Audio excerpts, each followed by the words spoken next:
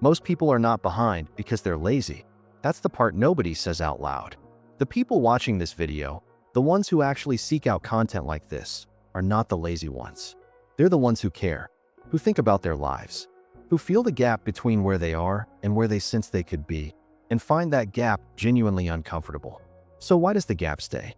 Because caring is not the same as acting differently. And acting differently is not the same as acting consistently. The distance between most people and the small percentage who seem to move through life with unusual clarity and momentum is not talent. It's not luck, or at least it's not mostly luck. It appears to be something far more boring and far more accessible. The specific collection of small things they do every single day without making a big deal about it. Well, Durant, paraphrasing Aristotle, put it in a way that's worth hearing again. We are what we repeatedly do. Excellence, then, is not an act but a habit. That's not an inspirational quote to put on a wall. It's a functional description of how human character is actually built, through repetition, not intention. 7 habits, none of them glamorous. All of them, done daily, capable of putting you measurably ahead of people who have more natural ability, more resources, and more time, but less consistency. Stay for every single one. Habit 5 is the one that most high performers quietly credit for their edge, and it's the one almost nobody talks about in videos like this. Like this video right now, drop a comment, share it with someone who needs a real reset, subscribe to this channel, and don't skip any part, because each habit compounds on the one before it. Let's get into it. Number 1. Read for 20 minutes every morning before the world gets loud. Not scrolling. Not podcasts while multitasking. Reading, the kind where your full attention goes into one source of ideas for an uninterrupted block of time.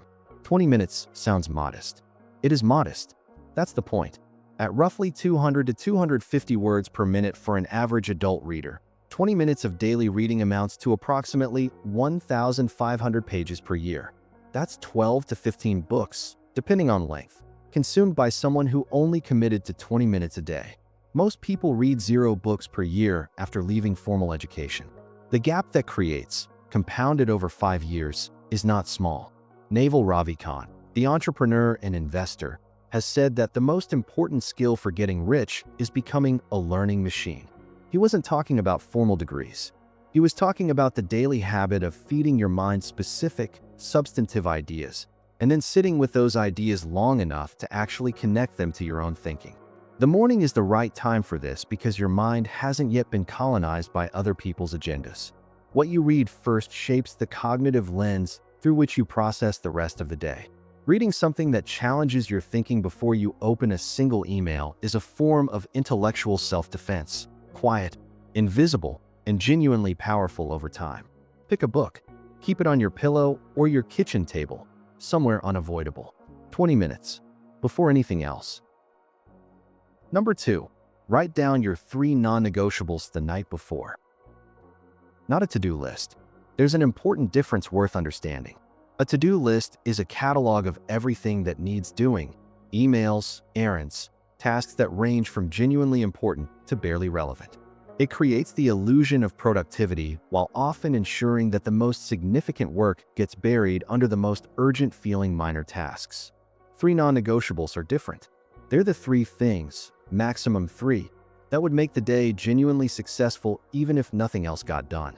Not the easiest 3, the most important 3, written the night before, when you still have perspective, rather than the morning of, when the day's friction has already begun. Gary Keller's research for The One Thing appeared to show that people who identified their single most important task and protected time for it consistently outproduced people with longer, more detailed task lists. The principle scales. 3 clear priorities outperform 12 vague ones, almost every time. The night before timing matters more than it might seem. When you wake up knowing exactly what the day needs to accomplish, you eliminate the 20 to 30 minutes most people spend each morning in a fog of indecision about where to begin. That recovered time, over a year, adds up to weeks. Write the 3 things tonight. Wake up with a direction already set. Number 3. Move your body in a way that slightly challenges you. Not a 2-hour gym session. Not a perfectly optimized training program. Movement that is just difficult enough to require something from you, enough to elevate your heart rate, generate mild discomfort, and demand enough focus that your mind has to temporarily stop running its background anxiety loops. The neurological case for daily movement is genuinely hard to argue against at this point. John Rady's work in Spark documented how aerobic exercise appears to increase levels of BDNF, brain-derived neurotrophic factor, a protein that supports neural connectivity and appears to improve focus and memory in the hours following exercise. You're not just moving your body. You're chemically preparing your brain for the work that follows.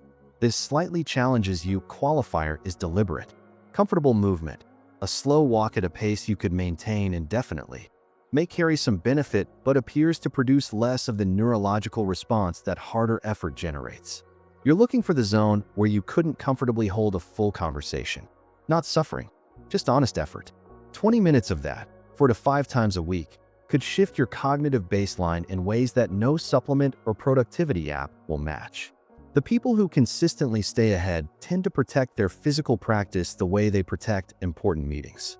Not because they love exercise necessarily, but because they've noticed what happens to their thinking on days they skip it. Number 4. Spend 10 minutes in complete silence every day. This one sounds like the easiest habit on this list. It is, in practice, the one most people find genuinely difficult to sustain. Complete silence. No podcast, no music, no background television, no phone in hand, has become so unusual in modern daily life that many people experience mild discomfort within the first 2 minutes of it. That discomfort is itself diagnostic. It suggests a nervous system that has become so habituated to constant input that the absence of stimulation registers as a problem to be solved rather than a resource to be used. Blaise Pascal, the French mathematician and philosopher, wrote in the 17th century that all of humanity's problems stem from man's inability to sit quietly in a room alone.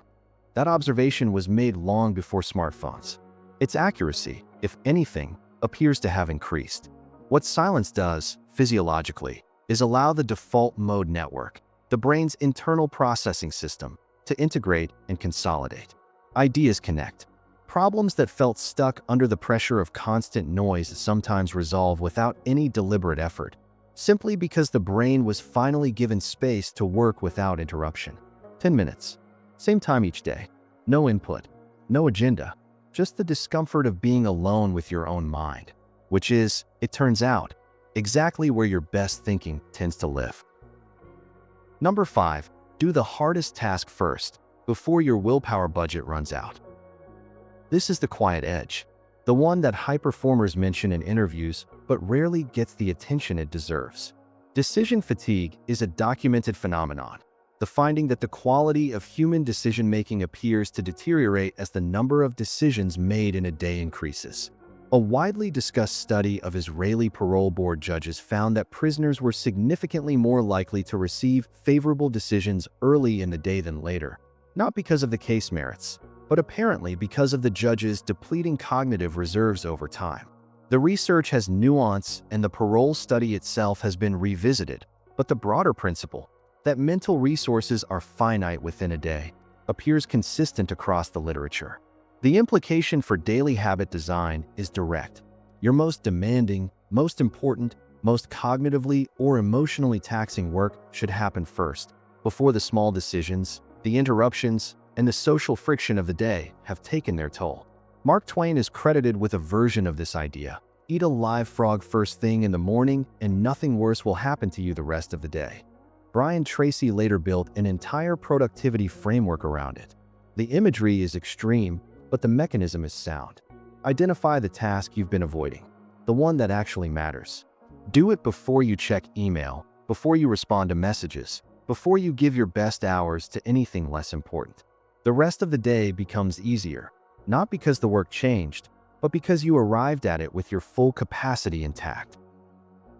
Number 6. Audit 1 hour of your time each evening. 1 hour of your day is going somewhere you haven't consciously chosen, probably more than 1 hour, but start with 1. The average adult, according to data from multiple time use surveys across the last decade, spends between 3 and 4 hours per day on a smartphone. a figure most individuals significantly underestimate when asked to self-report. That time isn't all wasted, but a portion of it is happening on autopilot, filling space without any real return. Peter Drucker, the management thinker, wrote that time is the scarcest resource, and unless it is managed, nothing else can be managed. He recommended that serious professionals track their time in actual practice, not how they plan to spend it, but how they actually spend it, because the gap between the two is almost always larger and more instructive than people expect. The evening audit doesn't require elaborate tracking software. It requires 5 minutes and honesty. Where did today's hours actually go? Which hour, specifically, could have been spent on something that serves the life you're building? Over weeks, this kind of attention begins to surface patterns, recurring time leaks that, once identified, can be redirected with relatively little friction. 1 hour recovered daily is 365 hours per year. That's 9 full 40-hour work weeks of time. The question is simply what you do with the audit once you run it. Number 7. End every day by acknowledging one thing you did right. Not 5 things. Not a gratitude list so long it becomes a chore. One specific, honest acknowledgement of something you did well or tried hard at within the last 24 hours. This step is less about positivity and more about neurological calibration. The brain has what psychologists call a negativity bias, a tendency, well documented across decades of cognitive research, to register and retain negative experiences more readily than positive ones. This bias was likely adaptive in evolutionary terms. In modern daily life, it means that without deliberate intervention, the mind tends to end each day cataloging what went wrong, what wasn't finished, and where you fell short. Carol Dweck's research on growth mindset suggests that people who regularly acknowledge their own effort and progress, not just outcomes, tend to sustain motivation more effectively through difficulty than those who evaluate themselves primarily by results. The acknowledgement trains the brain to see growth as real, which makes continued effort feel worth it. A teacher named Sophia kept a single index card by her bed for a year. Each night, one sentence, one thing she did that moved her forward. At the end of the year, she had 365 small pieces of evidence that she was someone who showed up. Not perfectly, but consistently. That evidence, accumulated over 12 months, had quietly rebuilt how she saw herself, and therefore what she attempted. One honest line, every night. That's all. 7 habits. None of them require money, special equipment, or conditions that don't currently exist in your life. Read before the world gets loud. Write your 3 non-negotiables the night before. Move in a way that slightly challenges your body. Sit in silence long enough to hear your own thinking. Do the hardest task before your best energy gets spent on lesser things.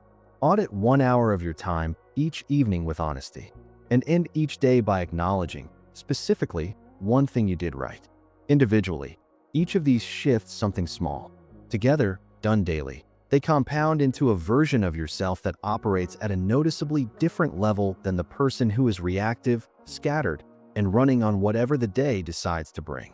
Aristotle's point, that we become what we repeatedly do, is worth sitting with one more time as we close. Not because it's motivating, though it may be, because it's accurate.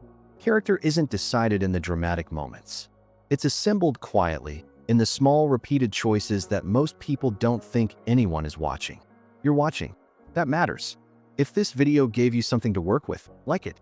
It takes 2 seconds, and it helps this content reach someone who's been waiting for exactly this. Leave a comment telling me which of the 7 habits you're starting tomorrow. I genuinely want to know. Share this with someone in your life who's been trying to get ahead but hasn't found the right entry point yet. And subscribe to this channel, because this is what we build here, consistently and without shortcuts. You're not behind. You're just at the beginning of a different daily standard.